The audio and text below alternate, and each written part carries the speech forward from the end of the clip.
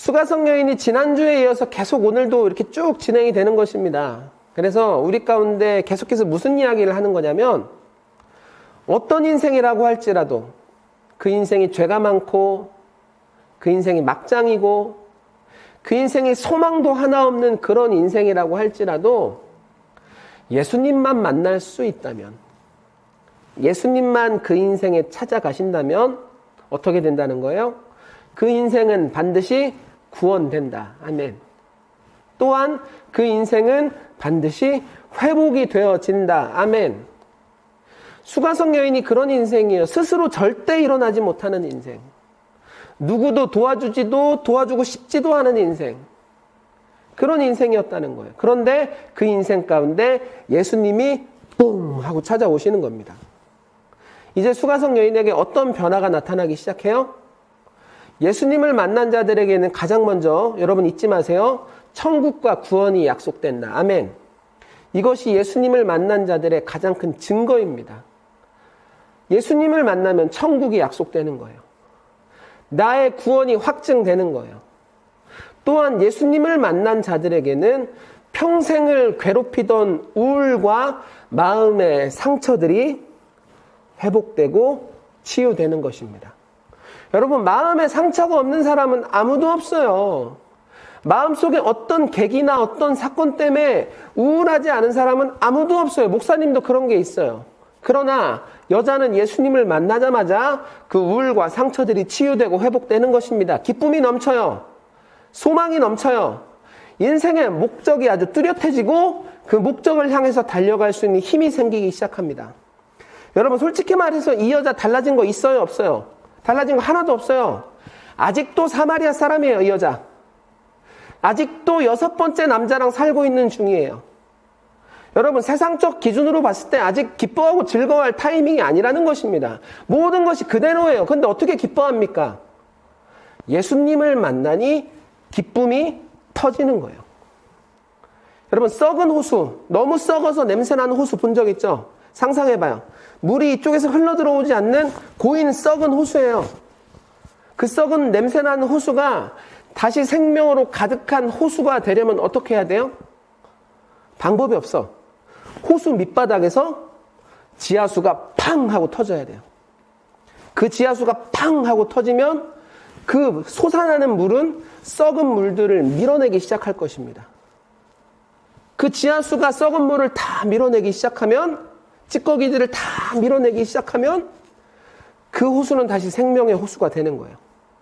모든 사람에게는, 우리에게는 마르지 않는 샘물이 있어야 됩니다. 그게 누구예요? 따라해보세요. 예수님은 우리의 갈증을 채워주시는 마르지 않는 샘물이다. 아멘.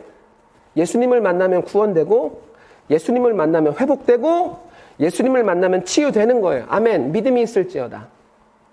그런데 목사님이 목회를 하다 보면 안타까운 모습을 굉장히 많이 보게 됩니다.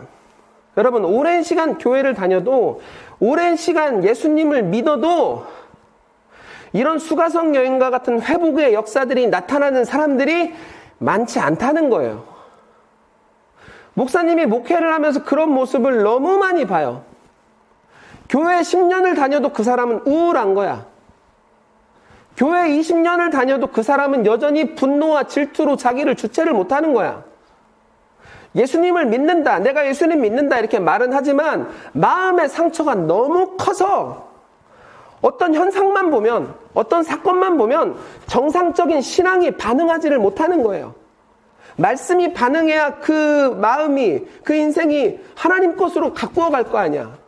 그런데 마음의 상처가 너무 커서 막 질투만 나오고 막 분노만 나오고 우울증만 나오고 교회를 10년, 20년 다녀도 똑같다는 거야. 이런 사람들이 많다는 거예요. 여러분 생각해봐요. 다민아, 네가 병원을 10년, 20년 다녔어. 그런데 병원을 10년, 20년 다녀도 네 병이 나아지는 게 하나도 없어. 조금도 고쳐지지 않아. 그럼 그 병원 어떻게 해야 돼? 문제 있는 거야, 그 병원. 문제가 있단 말이에요. 그러나 오늘 수가성 여인은 예수님을 만나고 어떻게 되는 겁니까? 마음의 지독한 병들이 순식간에 치유가 되는 것입니다. 기쁨이 넘치고 목적이 생기고 그 목적을 향해 달려갈 수 있는 힘이 나타나기 시작하는 거예요. 여러분, 우리는 똑같은 예수님을 만나고 똑같은 예수님을 믿고 똑같은 예수님과 함께 하는 거예요. 그런데 왜 이런 차이가 나타나는 것입니까? 수가성 여인은 왜 회복되는 것이고 어떤 사람들에게는 왜 아직도 문제가 남아있는 거예요? 생각해 보잔 말이에요. 왜 수가성 여인은 한 번에 깨끗이 낫고 교회를 10년, 20년 다니는 어떤 사람들은 아직도 마음의 병이 그대로냐? 이 문제를 오늘 본문이 계속해서 우리 가운데 이야기해 주는 거예요. 자, 오늘 수가성 여인을 통해 예수님께서 주시는 회복이 어떤 회복인지, 어떤 경로를 통해서 들어오는지, 나는 그 회복을 위해서 무엇을 해야 되는지 확실하게 깨닫고 짚고 가는 태그가 되기를 예수님의 이름으로 축복합니다. 아멘. 그 차이를 바라봐야 돼요. 그 차이가 무엇인지 확인해야 돼요. 자, 오늘 본문으로 들어가 봅시다. 예수님은 수가성 여인에게 아주 강력하게 선포하시는 거예요. 처음부터. 뭐라고? 내가 너의 모든 갈증을 채워줄 마르지 않는 샘을 주겠다. 아멘. 여러분, 이런 샘을 싫어할 사람이 있을까? 없죠. 목사님도 이런 샘 받고 싶어. 그런데 수가성 여인이 그래서 고백하는 거예요. 예수님, 저에게도 그 샘 주세요. 저도 다시 한번 시작하고 싶어요. 예수님, 저도 다시 한번 회복되고 싶어요. 수가성 여인은 예수님의 말씀을 듣고 아주 간절하게 예수님께 간구하는 것입니다. 나한테도 주세요. 예수님, 나한테도 주세요. 그런데 뭔가 이상해. 예수님은 그 여인에게 샘을 주기는커녕 아주 이상한 말씀을 하나 하시는 거예요. 우리 16절 말씀. 우리 16절 말씀 함께 읽어보도록 하겠습니다. 시작. 가라사대 가서 네 남편을 불러오라. 샘을 주세요 라고 했는데 예수님은 뭐라고 하시냐면 가서 네 남편을 불러오라.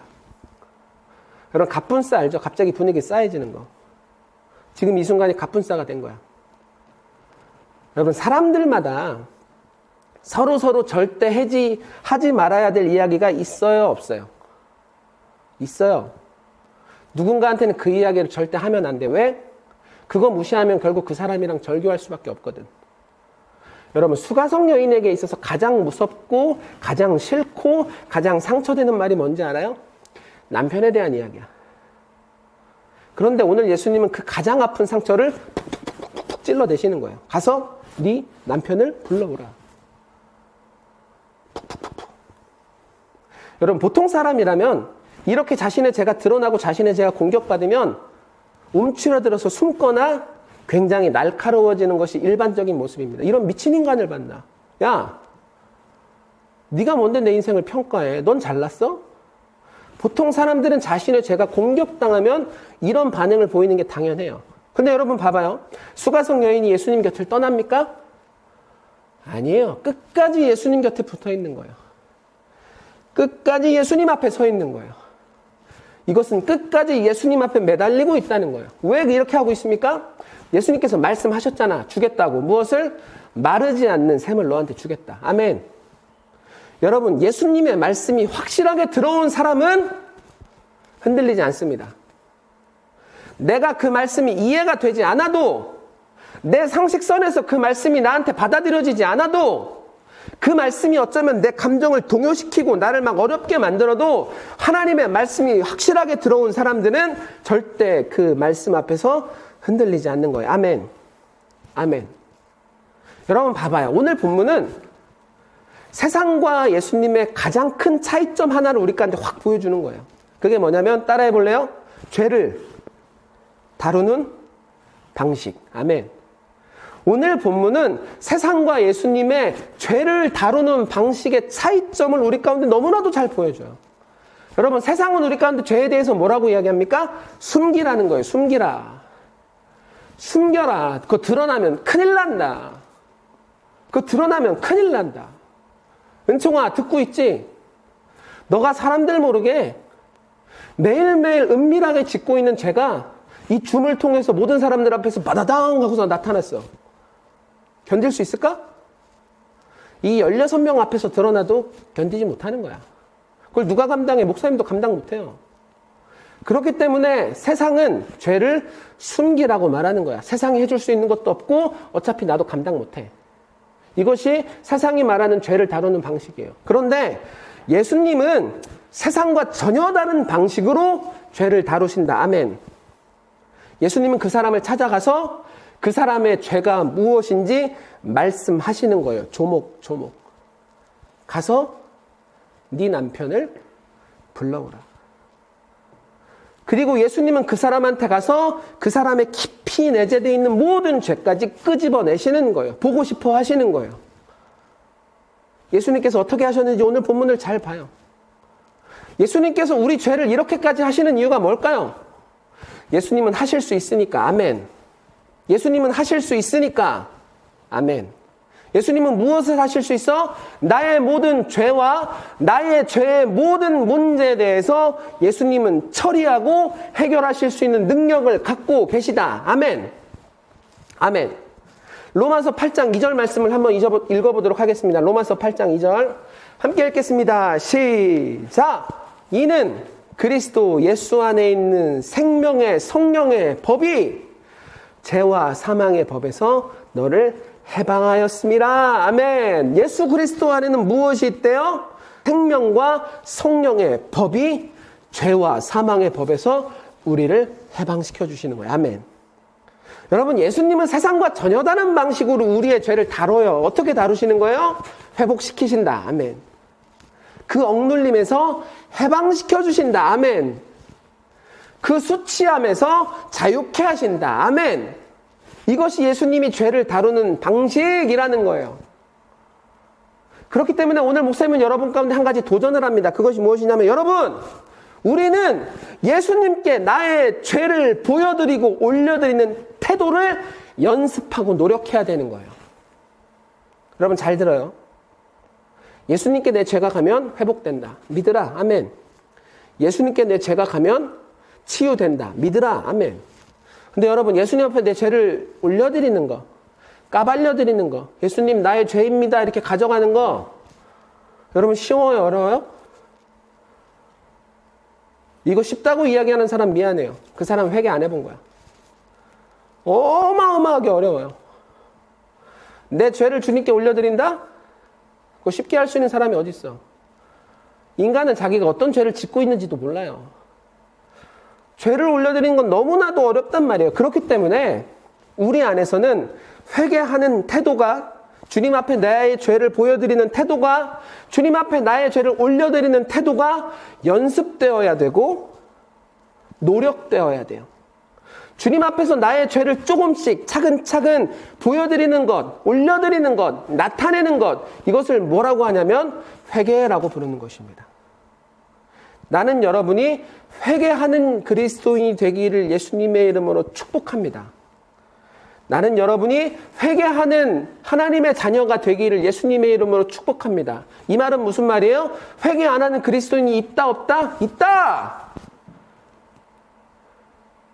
회개 안 하는 하나님의 자녀가 있다 없다? 있다!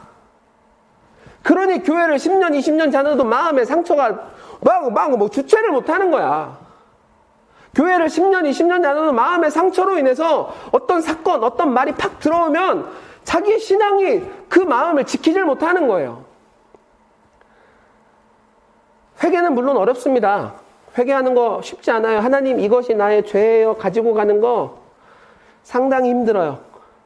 수가성 여인, 가서 네 남편을 불러와라. 와, 도망가고 싶었겠을 것. 정말 목사님은 그 자리에서 도망가고 싶었을 것 같아요. 목사님이 만약에 어떤 여자랑 5번 이혼하고 6번째 살고 있어. 근데 예수님이 찾아오셔서, 재영아, 네 와이프를 불러오라.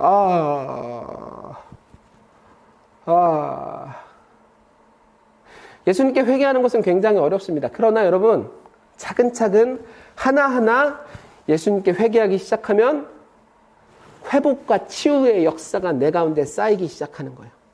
그 감각들, 내 안이 예수님께 죄를 올려드림으로 말미암아 행복해지는 순간들, 풀리고 자유케 되는 그 영적인 감각들이 쌓이고 쌓여서 건강한 그리스도인이 되어가는 거예요. 왜? 내가 예수님께 드리면 예수님은 회복시켜 주시니까, 치유케 하시니까, 모든 것을 풀어주시니까. 아멘. 아멘. 그러므로 나는 여러분이 회개를 노력하고 연습하는 사람들이 되기를 축복합니다. 우리 요한일서 1장 9절 말씀 한번 읽어보도록 하겠습니다. 요한일서 1장 9절 함께 읽겠습니다. 시작. 만일 우리가 우리 죄를 자백하면 저는 밉보시고 의로우사 우리 죄를 사하시며 모든 불의에서 우리를 깨끗게 하실 것이요. 아멘. 예수님께 자신의 죄를 자백하는 자, 고백하는 자, 여러분 아멘으로 대답하세요. 수가성 여인같이 회복되리라. 아멘. 노재영 목사처럼 회복되리라. 아멘. 지난주에 목사님이 왕따 당했다고 이야기했었죠. 그 왕따의 트라우마는 목사님을 굉장히 날카롭게 만들어갔어요. 중고등학교 시절에. 내가 얕보이기 전에 내가 먼저 얕봐야 되니까, 얕보이면 어떻게 되는지 아니까. 그러다 보니까 마음속에 우울과 어떤 나는 할 수 없다라는 것들이 기본적으로 깔리기 시작하고 그것이 자연스럽게 목표가 없는 삶으로 나를 이끌기 시작해요. 그래서 목사님이 고3 때 꿈이 뭔지 알아요? 몇 번 이야기했을 텐데 목사님은 고3 때 포장마차 사장님 하고 싶었어요. 친구들이랑. 그것이 목표냐? 그것이 목적이냐? 아니야. 그냥 뭘 해야 되는지 몰랐어. 그냥 재밌게 살고 싶었어. 그런데 그런 노재영에게 예수 그리스도가 들어오자 노재영이 예수님 앞에 회개하기 시작하자 예수님 나는 당신이 필요합니다. 당신 없으면 안 됩니다. 주님 내 가운데 역사해 주시옵소서. 이렇게 회개가 내 가운데 쌓이기 시작하자 지금 노재영은 어떤 사람으로 만들어져 가는 거예요? 아직 온전한 목사라고 할 수 없지만 목사로서 목사님이 만들어져 가고 있어요. 놀라운 일이죠. 포장마차 사장에서 목사로 책 써도 되겠다. 제목 보소. 포장마차 사장에서 목사까지. 목사님 인생에 대해서 한 번도 후회한 적 없어. 목사님은 이렇게 살고 있는 내 모습이 너무나도 자랑스럽고 너무나도 기뻐요. 나는 죽을 때까지 이렇게 살 거예요. 왜? 지금이 충만하니까. 예수님과 함께 동행하는 것이 평안하니까. 나는 여러분 인생 가운데 이런 확신이 충만하기를 예수님의 이름으로 축복합니다. 그것이 무엇으로 시작합니까? 주님 앞에 올려드리는 회개로부터 시작되는 거예요. 회개하는 자는 회복된다. 회개하는 자는 치유된다. 그 죄를 숨기지 말고 주님 앞에 드리라. 오늘 본문의 중요한 말씀 중에 하나가 신령과 진정의 예배라는 것이 있습니다. 한번 따라해 볼래요? 신령과 진정의 예배. 여러분 신령과 진정의 예배 많이 들어봤죠? 그게 뭐예요? 어렵게 생각할 필요가 조금도 없어요. 오늘 본문의 흐름을 쭉 따라오면 돼요. 내가 내 죄를 들고 예수님 앞에 나아가면 어떻게 됩니까?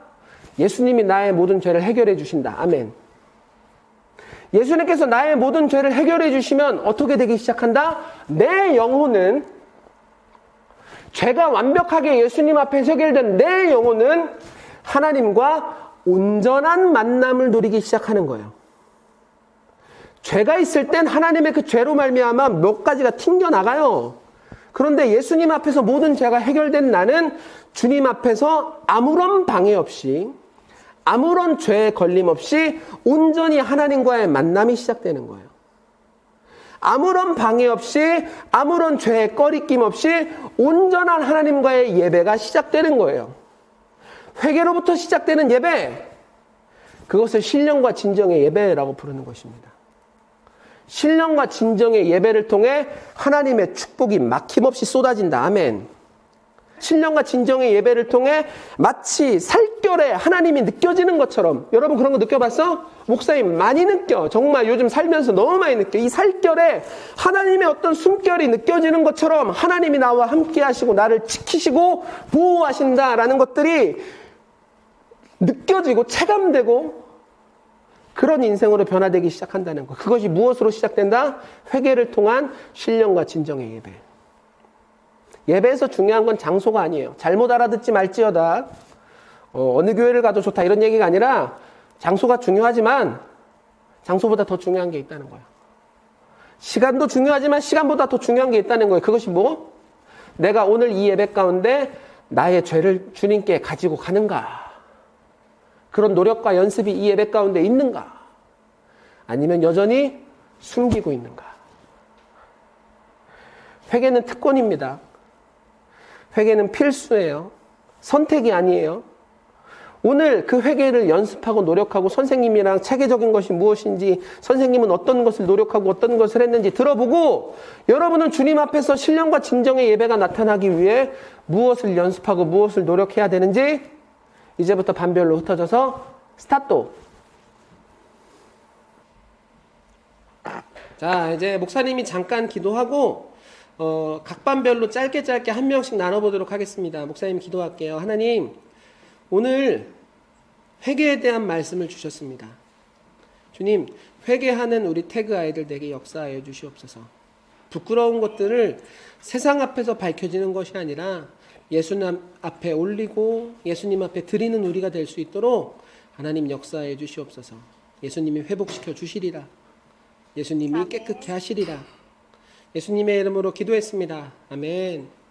네. 발표 시작. 일단 오늘 주셨던 말씀 중에서 제일 기억에 남는 구절은 23절인데 그러나 참되게 예배하는 사람들이 영과 진리로 아버지께 예배할 때가 올 것인데 지금이 바로 그때요. 그리고 하나님께서는 이렇게 예배하는 사람들을 찾고 계시오라는 이 말씀이 제일 기억에 남았는데 영과 진리로 아버지께 예배를 하는 그런 방법 중에 하나가 오늘 목사님이 말씀하신 대로 회개를 하면서 예배를 드리는 거라고 생각을 하는데 생각해보면은 제가 지난 한 주 동안 세상에 그러니까 친구들이랑 어울린다든가 아니면은 학업에 열중한다든가 이런 것 때문에 하나님을 잊고 살았던 적이 좀 많았던 것 같은데 돌이켜보면 그거에 대해서 회개를 하지 못했던 것 같아서 오늘 말씀을 듣고 회개를 해야겠다고 생각을 했고 앞으로도 제가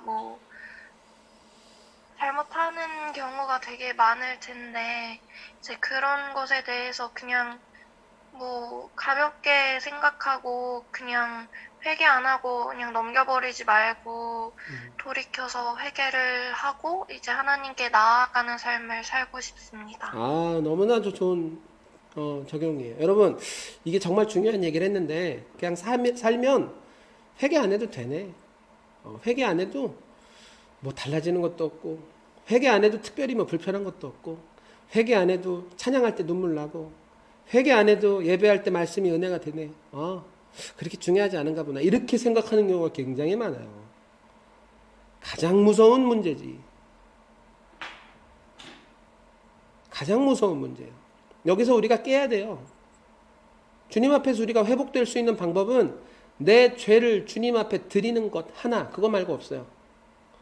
다른 방법이 있었다면 예수님이 수가성 여인에게 친절하게 얘기하셨겠지. 그렇게 칼로 찌르듯이 네 남편 불러와라 라고 하진 않으셨을 거예요. 주님 앞에 그렇게 연습하고 노력하는, 회개를 연습하고 노력하는 사람들이 되길 축복합니다. 자, 이번에는 서태현 선생님 네 반 누가 발표하나요? 저요. 은찬이.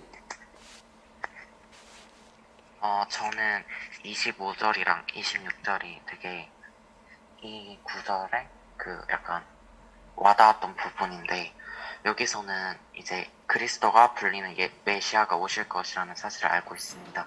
그분이 오시면 우리에게 모든 것을 설명해 주실 것입니다 라고 하는데 예수님께서는 제가 그 메시아요 라고 말하시는데 이게 마치 이 여인이 예수님께 자신의 죄와 이런 상황들을 솔직하게 다 풀어놓는데 그 모습이 마치 현재 우리가 교회나 이제 집에서 우리의 죄에 대해서 반성을 하고 그거를 회개하고 탈탈 털어놓는 모습이랑 굉장히 닮아 있어서 맞아요. 와닿았던 것 같아요. 여러분, 회개하면 찜찜할 것 같지? 절대 그렇지 않아. 회개하면은 더 마음이 우울해질 것 같지? 내 잘못을, 내 죄를 내가 얘기하니까. 그렇지 않아. 은찬이가 딱 잡은 포인트가 맞아요. 회개 마지막에 예수님이 뭐라고 말씀하시냐면 내가 메시아다. 내가 너희 구원한다. 내가 너희 회복시킨다. 항상 회개의 마지막에는 예수님의 음성이 들어가는 거예요. 그러니 후련하고, 그러니 충만하고, 그러니 안전하고 그러니 든든하지. 목사님이 보증합니다. 회개하세요. 회개를 사용하세요. 자, 다음은 장유민 선생님 내 반. 네.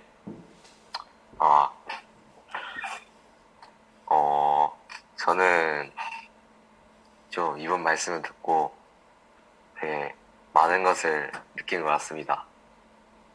저는 이제 예배를 태어났을 때부터 이제 교회를 가면서 예배를 드렸는데, 저는 이제 당연한 듯이 이제 교회에 나와서 매일 예배를 드리고 진짜 당연한 듯이 예배를 드렸는데, 이번 말씀을 듣고 진짜 영과 진정으로 예배를 드린다는 거에 정말 좀 이해가 안 됐었는데, 이번 목사님이 이 회개를 말씀해 주시고 진짜 영과 진정으로 예배한다는 게 좀 무엇인지 알게 된 것 같아서 좀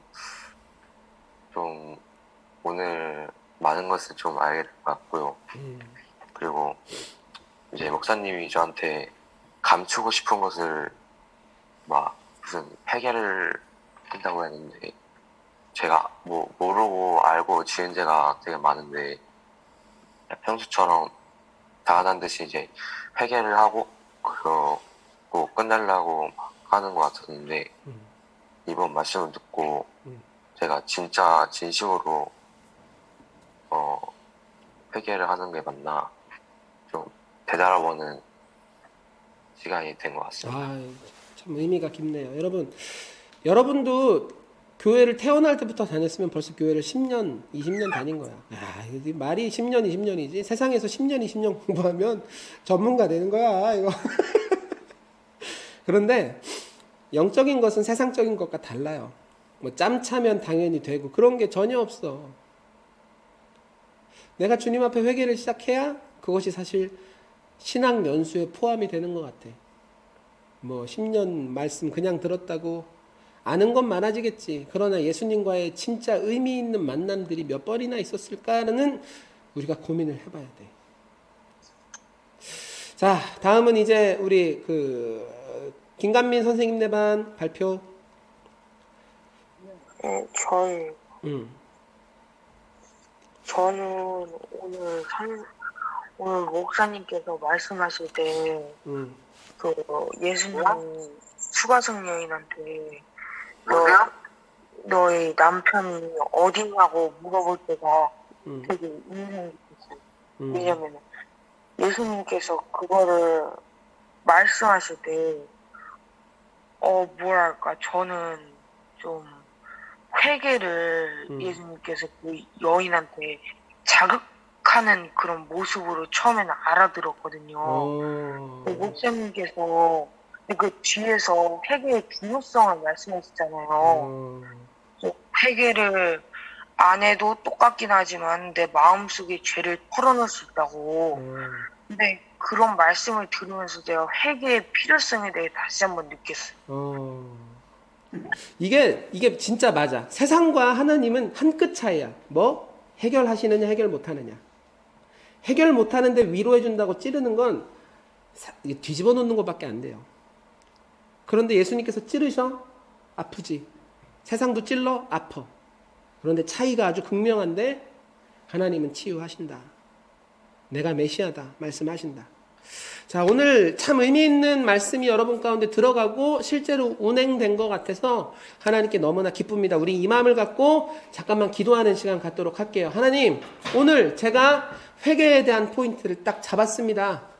주님, 그냥 흘러가는 인생이 아니라 주님께 나의 잘못을 고백하는 사람들이 되게 역사하여 주시옵소서. 그때 하나님이 회복시키리라. 이 믿음이 우리 가운데 넘쳐날 수 있도록 주님 붙들어 주시옵소서. 우리 이 마음을 갖고 주여 머무른 다음에 기도하시겠습니다. 주여, 하나님 붙들어 주시고 주님 역사해 주시옵소서. 히라바라바르 서마나마르 서마나마르 서마나마르 서마나마르 히라바라